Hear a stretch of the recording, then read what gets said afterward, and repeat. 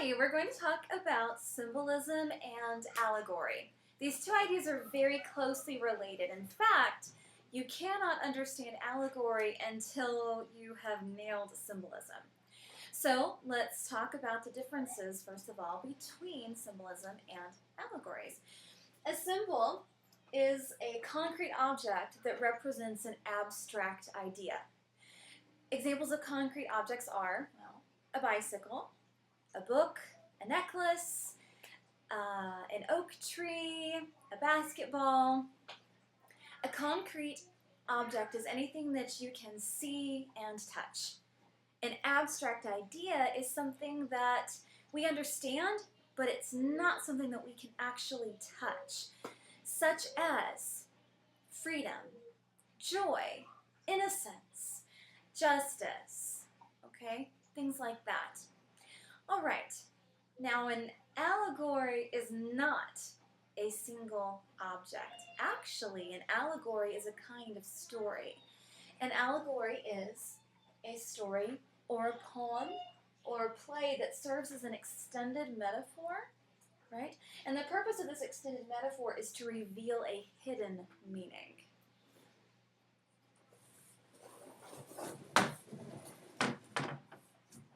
We're going to focus in on symbolism. Okay, let's talk about a bicycle as a symbol. All right, I'm going to read something very short for you, and think about this. What is the role of the bicycle in this passage? Dwayne spent almost every summer afternoon riding his bike to the neighborhood. He steered confidently, and he loved delivering papers and waving to all the people along Hill Street. He was dismayed that he couldn't take his bike along when he entered 5th grade in the fall. That day, too, proved to be a terrible day. Dwayne disliked his classes, tore his school uniform, and got into a fight with some other boys. Worst of all, when Dwayne arrived home that evening, he discovered that his bike was no longer chained to the fence beside the house. Okay, so when you think about Dwayne leaving home and going off to school, and he's entering the 5th grade, his bike disappearing means something more than just literally his bike disappearing. There's something else that he has lost here, and that is the sense of childhood, the sense of innocence that goes with childhood. So in this case, the concrete object, the bicycle, represents the abstract concept of childhood innocence.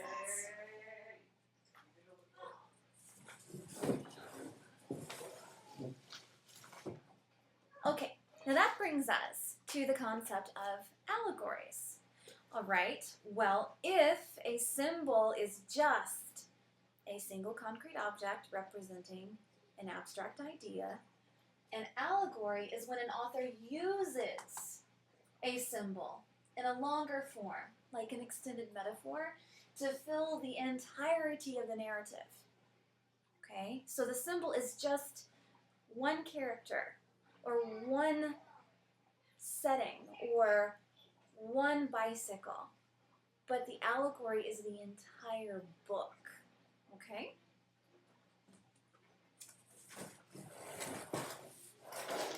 So here is an allegory that you might be familiar with, right? The Lorax. Now, the Lorax is not the only allegorical book Dr. Seuss wrote. In fact, most of his picture books were actually allegories. And this is why they're allegories. The characters are symbols. Symbols that represent abstract concepts.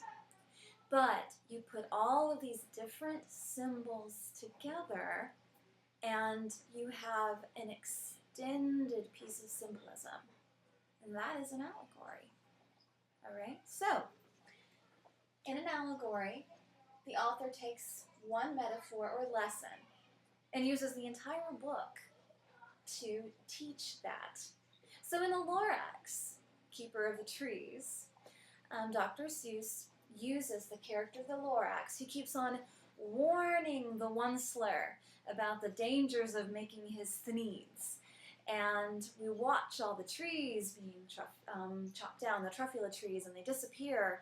And we even have the final truffula tree as it's falling. And then we have the possibility of planting a truffula seed and reforesting the world. So what we have in the instance of the Lorax is an allegory that is used to teach the lesson of environmental conservation, caring for the trees we do have. All right. Dr. Seuss is a pretty cool guy.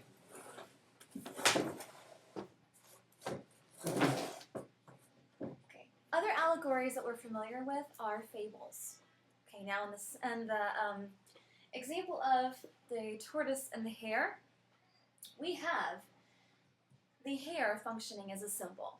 All right, think about it. The hare is always, he's in such a hurry, but he's so arrogant. He thinks it's okay that he can stop along the way and he's still going to win. So the hare is prideful and very talented. Whereas the tortoise is more wise. The tortoise is slow, but the tortoise is also tenacious. The tortoise does not stop. The tortoise does not slack off. The tortoise does not give up. And then we have the race. All right, so the hare represents people or mankind who have that arrogant or prideful tendency. The tortoise represents people who have that tenacity in the face of difficult challenges. And the race itself represents life. And we put this and this and this together, and we have an allegory.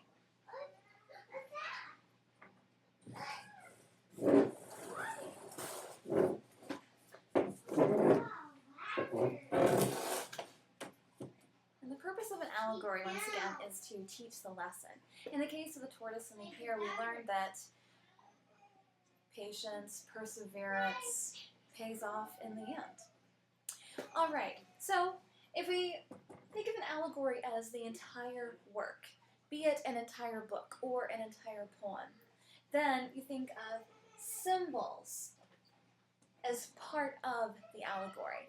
It is impossible to have an allegory without symbols, those concrete objects that represent abstract ideas, right? So the characters, the settings, the props, the stuff even in allegories can be symbolic. Okay. And why do authors do this? In order to convey a theme, or also known as a lesson about life.